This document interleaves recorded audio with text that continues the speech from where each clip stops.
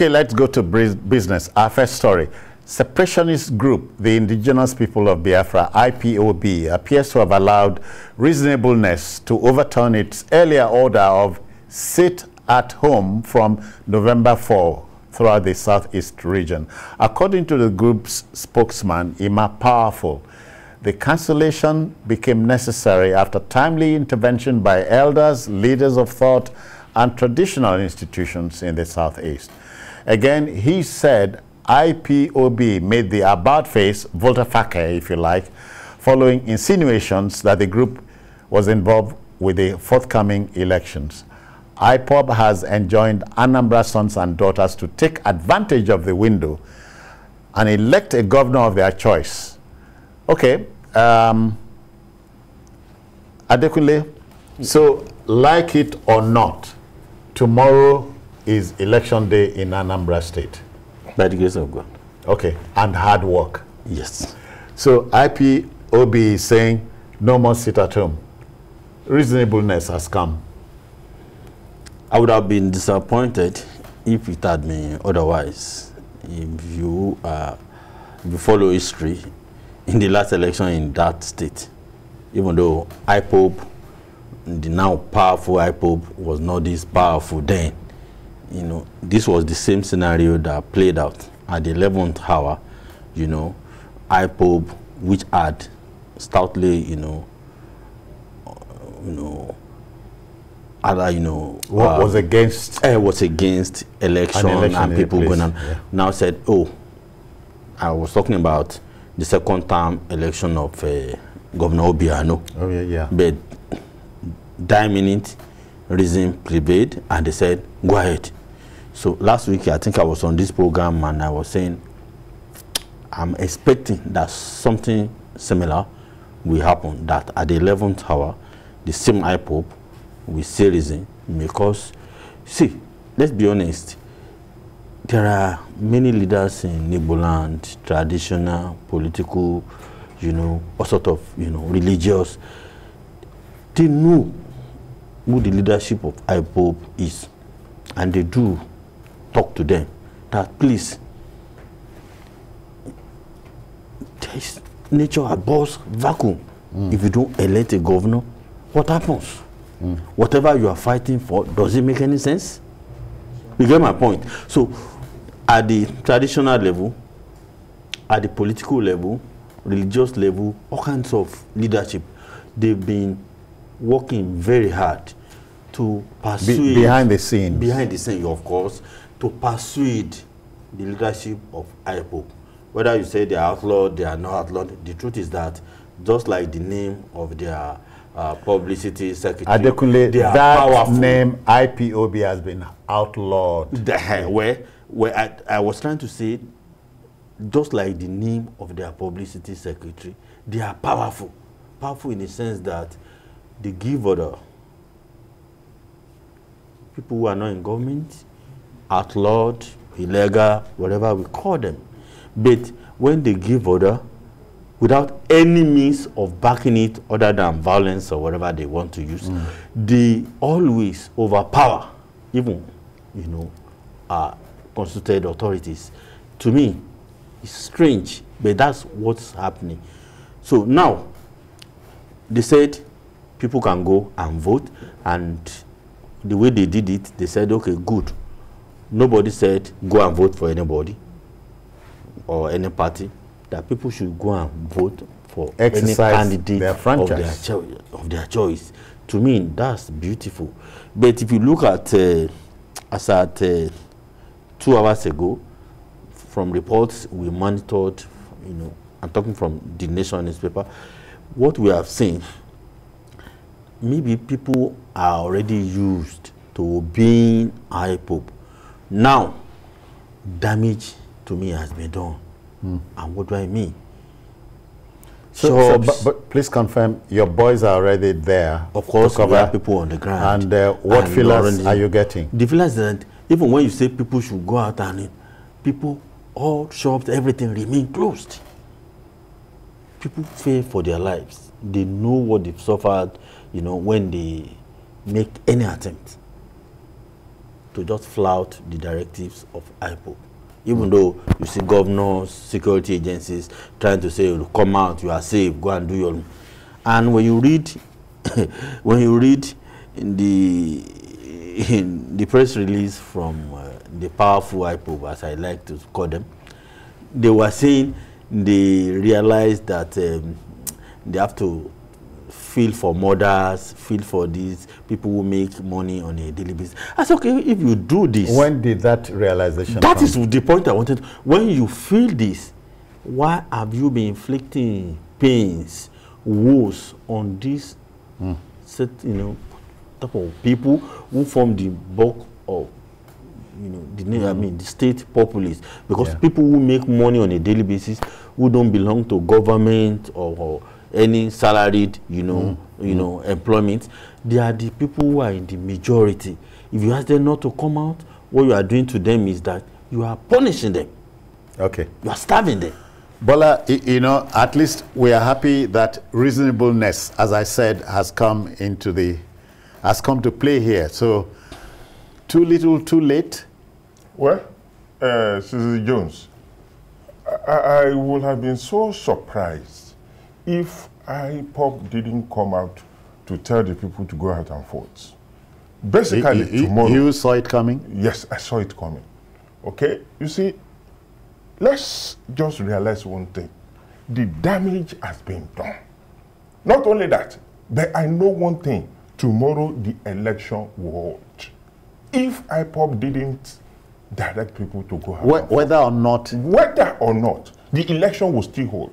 But the fact still remains that the turnout will be lower because the directive to the security agent is to make sure that the election holds. Basically, I won't say, and I don't agree that IPOB is so powerful. Okay? IPOB, people are listening. Bola, I'm not blocking you, so Adekunle is hearing you. The issue is this, people... You see, IPOB is the creation of the people of the Southwest. Yeah. We've been having groups, and we've been having reactionary groups all over Nigeria.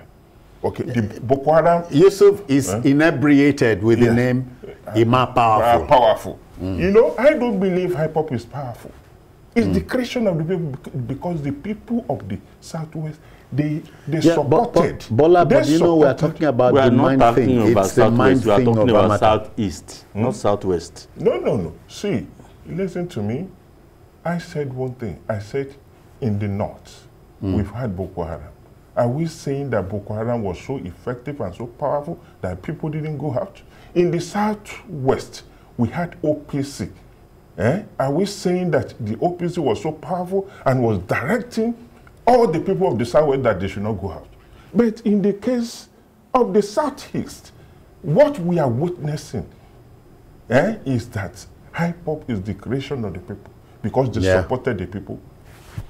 Not only the people that supported, the political class, they supported IPOB for their own selfish reason.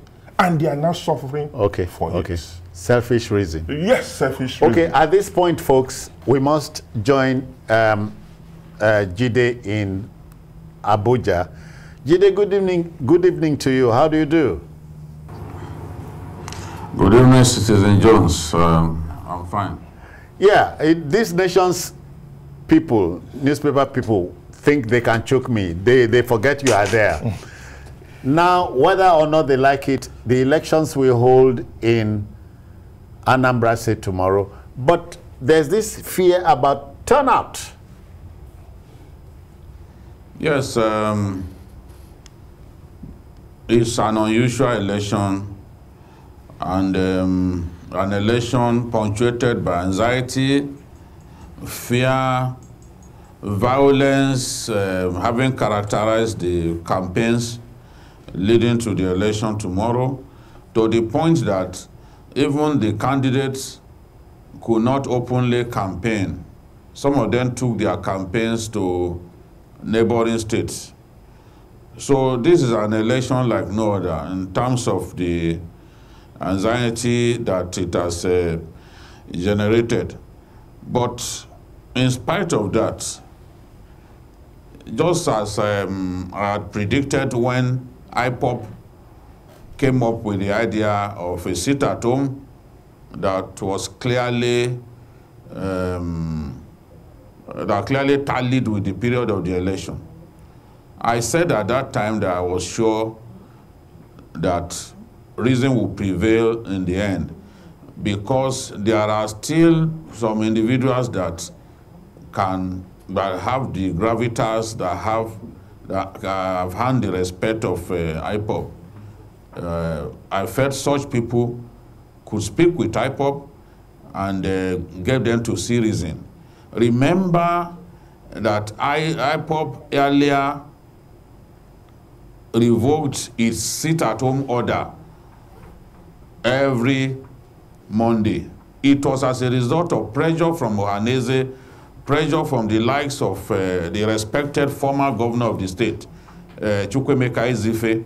So I was banking on the Ezifes of this world to at least talk to IPOB and get them to revoke that order that was meant to coincide with the period of the election. The truth is, IPOB at this stage is like a pressure group.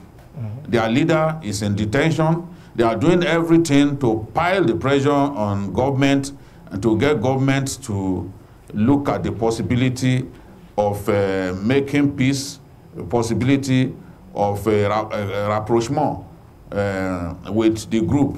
And you can see with the meeting that the governors from the southeast, they also didn't relent. So through different channels, appeal was made to IPOB, and like the way they succeeded in getting IPOB to revoke his earlier order, sit-at-home order for Mondays, which they now decided would only be implemented on the days that Kanu is brought to court.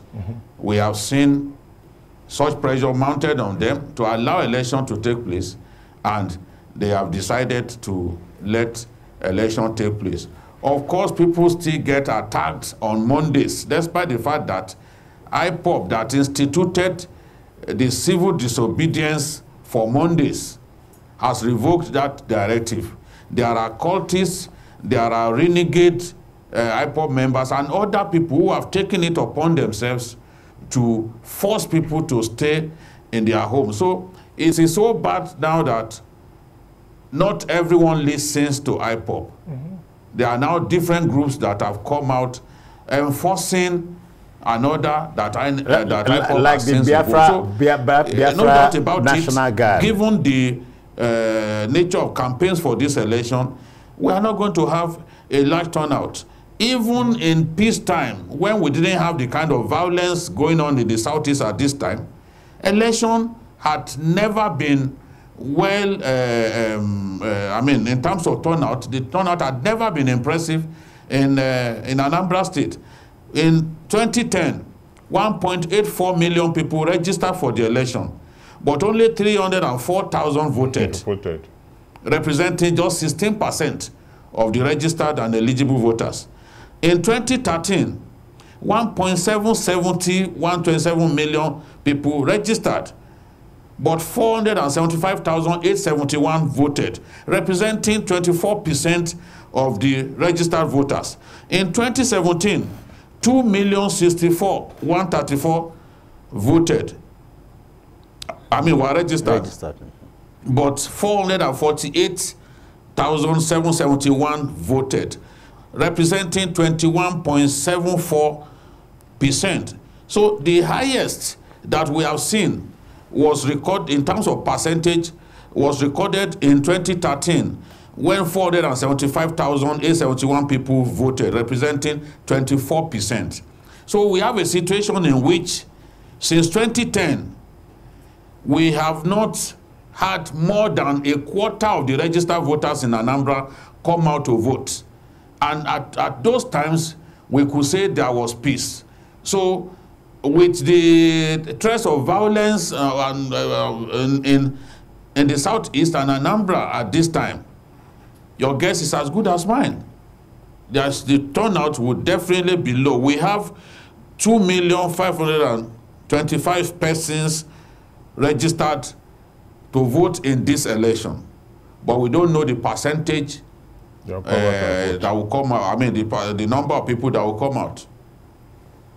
All right, except that as journalists, we don't go into this business of prediction. Yeah, prediction and so on. You know, but then Anambra State people, men and women, boys and girls of voting age, have something to prove to Nigerians. Well, that's our expectation. Yeah. I pray they do see it that way. You get my point? We want them to use that election, including INEC. It's our business to encourage them to go out. That's why I said that's our expectation, and I expect that they do see it that way.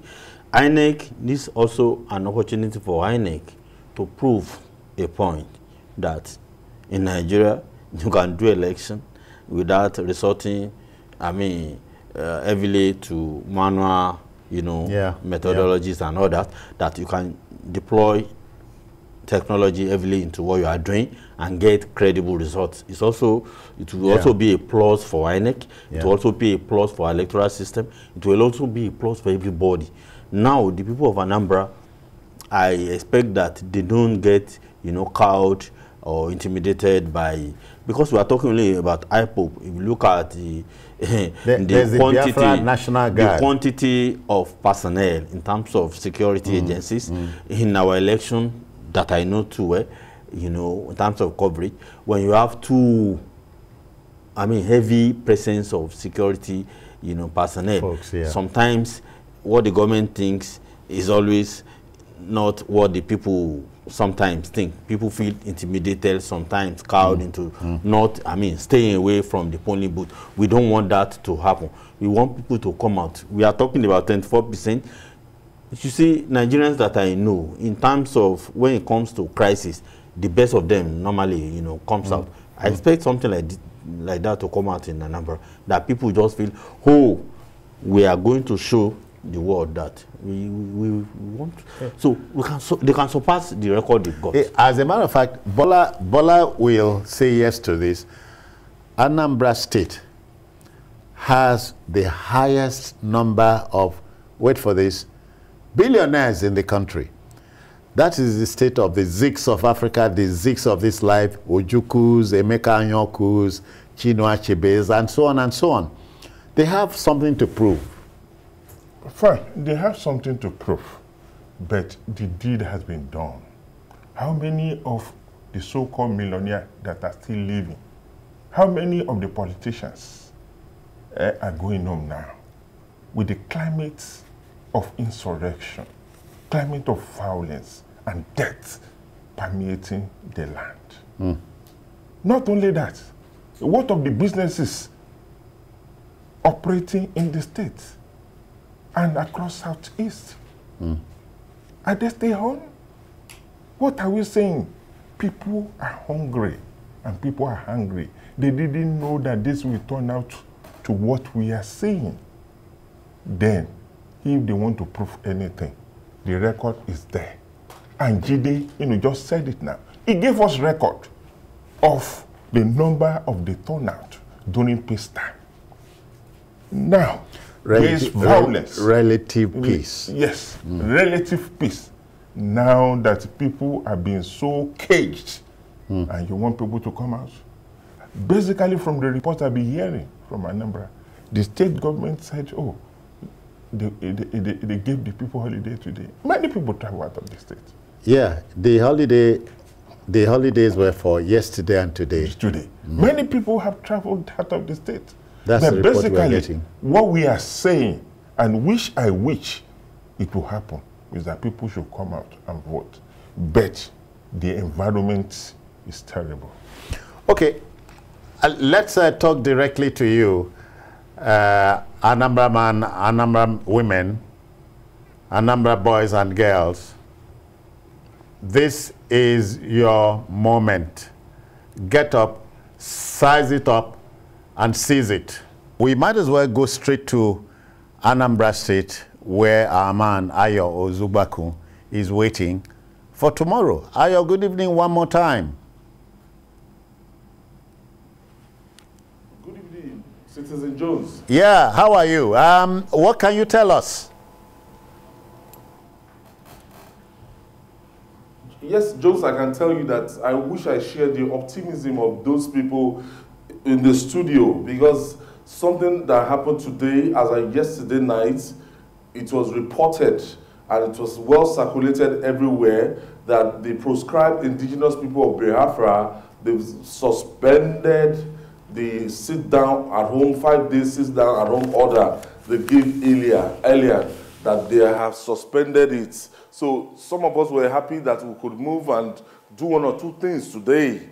But lo and behold, when we woke up today, and I can tell you that I'm in Oka. Oka is about the most, the biggest city, and where you can feel the impact of everything in Anambra, the pulse of the state. And I went around the streets and I discovered that people complied with the directive almost 95%. What directive? What directive are you talking about? Shops are closed everywhere, locked down in Oka, as I'm telling you now.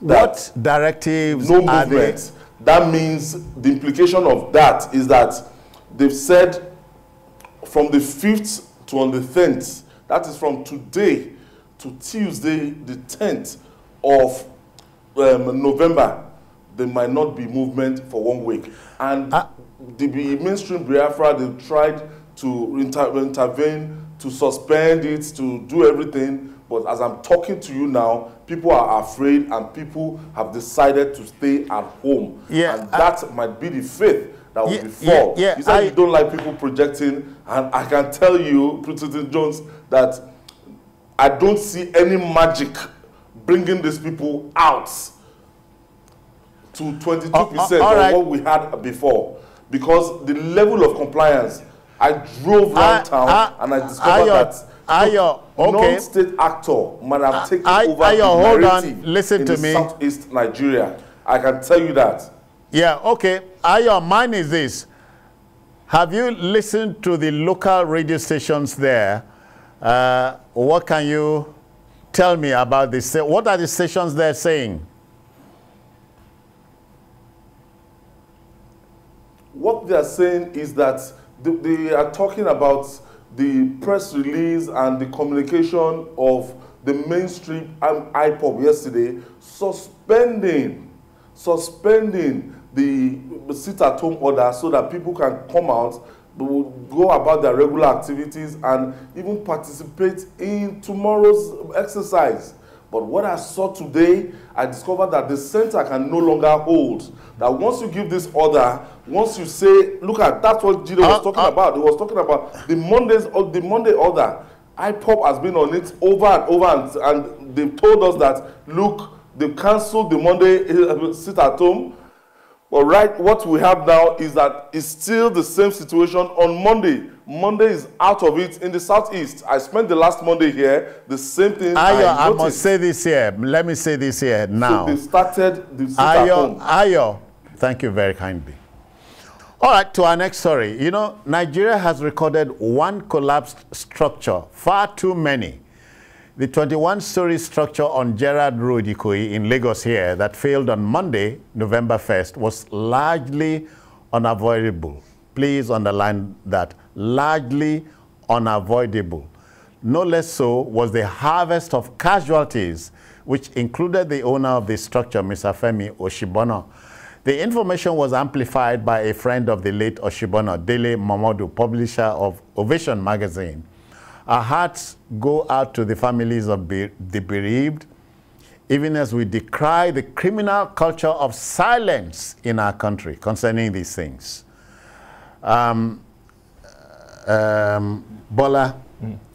I talked, before we came on air, I talked about this culture of untouchables, which we've been grooming over time. We've been there before. On September 14, 2014, a structure on the premises of the Synagogue Church of All Nations collapsed.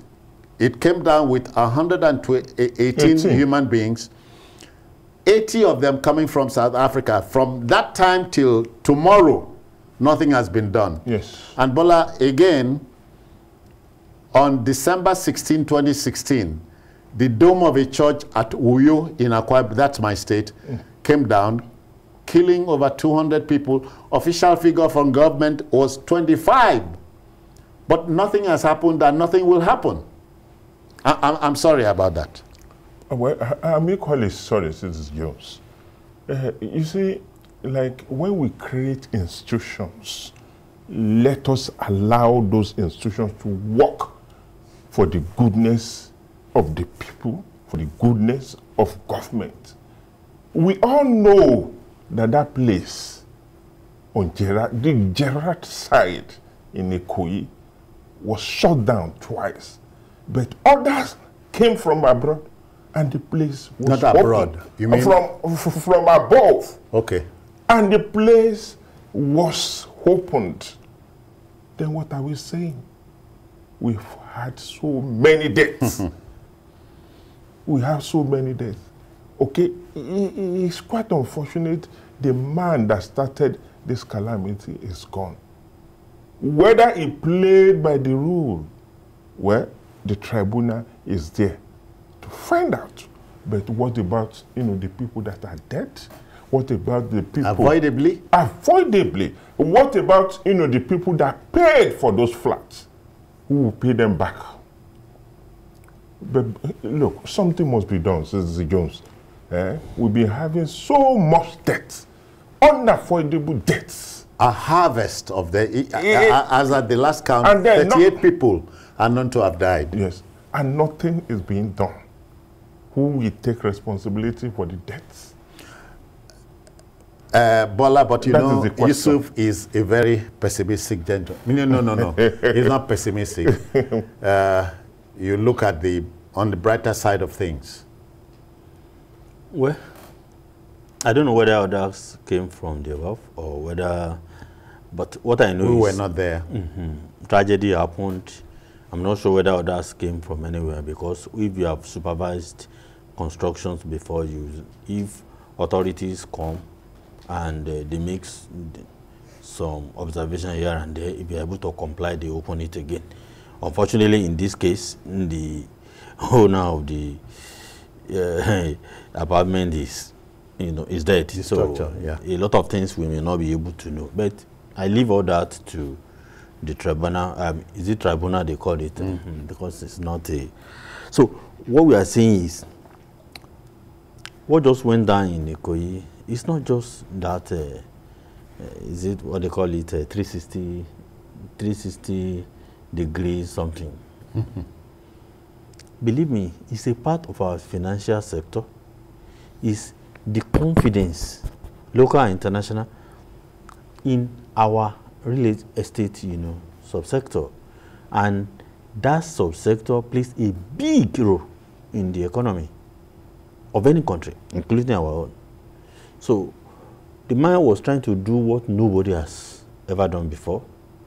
And if he had succeeded, Lagos would have been praised for the success. Nigeria would have enjoyed, praises from... Succeeded means if he had put through, yes, yeah. What you have there is adequately, if the structure had been completed and tenants had taken possession and the building came down, what will have happened? That's a different scenario. Really? I said, you are talking from the assumption that something was not properly done. You see, I was reading a report from a geologist this afternoon that said that geologists played almost zero role in building, industry in Nigeria beyond just testing the soil. You get my point? Yeah. In a place like Lagos, especially, Lagos is different from many parts of the country in terms of water level and all that. Yeah. So we are seeing in our country, we need to sit down. What kind of housing, construction industry do we want? So that we know that nationally, this is what obtains. Then from state to state, do you know Lagos has some of the most advanced, regulations in the sector? Even beyond... In the housing sector? Believe me, even beyond what you have at the federal level. But, but in spite of that, this happened. What that shows us is that probably the regulations are not good enough. 2, the regulations may be good enough. The implementation, may not be good enough. You see, I listened to a lot of interviews from the man who unfortunately died. You see a lot, and you see that there's a problem among our elite. This problem of impunity, this problem of they can get away with anything. Yusuf, I use the phrase. I take away that I from use this the word the untouchables. Maybe you don't want to touch it. That's why I say impunity. When you look at the other word is impunity. When you look at many of what the man from his mouth, and you will want to believe that our elite, they have that problem of impunity, that they can get away with anything. All right. Let's, Jide, I'm back at you. So this is not talking about a building that's planning to go down. The building failed on Monday and souls went with it. So we are talking about not playing by the rules here. And Jide, I'm not a cynic. Yes. Another building is waiting to crash tomorrow. I'm sorry. And nothing will be done. Because that is something so easy to predict, Citizen Jones, because we never learn from our nasty experiences. We just refuse to learn. This kind of thing has been happening for some time. It is here in Lagos that those who are mandated to regulate, to provide building approval where necessary, will give you approval to go and build a skyscraper on a drainage channel. I once interviewed Asiwaju Bola Ahmed Tinubu when he was governor, and he said a lot of things, a lot of terrible things happening in that unit of government. People who will not do their jobs because of corruption. People's palms being greased at every level in the course of construction. Whether the person got approval to build 21-story or 15, we are not interested in that argument. We are not going into that. It doesn't help anything here. At every level in the course of the construction, regulators must visit the site and ensure that there is substantial compliance. Compliance is not simply, oh, they told me to erect a 21-story structure. That is what I'm erecting. Are solid structural materials being used? Do we have the right concrete mix in the course of building? Do we use the right reinforcement? Because reinforcement is extremely crucial in building that kind, in putting that kind of structure together. If we want to solve this problem, all that we need to do is go back to the coroner's report on the synagogue building that came down. When that synagogue building gave way on September 12, 2014, the administration of Babatunde Raji Fashola got a coroner to do an extensive report on what happened. That coroner's report remains useful at this point because the coroner talked about a lot of things. Not only were the builders of the contractors that built the synagogue church that came down, not only were they indicted, they were recommended for investigation and prosecution for the loss of those many lives. The coroner also recommended that the cost of obtaining building approval should be reduced, as well as the bureaucracy that also goes with it, so that people can seamlessly receive these building approvals and not feel the need to cut corners. Yeah. At that time, the Nigerian Society of Engineers said, we are going to deregister 2 of our engineers who were indicted. Till today, since 2014, nobody has been jailed. Nobody has been punished. Jide, and nobody and we will want be this jailed. kind of thing to stop. Nobody will be jailed. I'm not being a cynic. It will stop when we... You know, let me tell you what Asiwaju Bola Ahmed Tinubu did. At that time, the people who gave the approval that they ought not to give, it dismissed them from the service. Until we make heads to roll in such critical units, we will not solve this problem. This will not be the last. The story of collapsed structures have become one too many.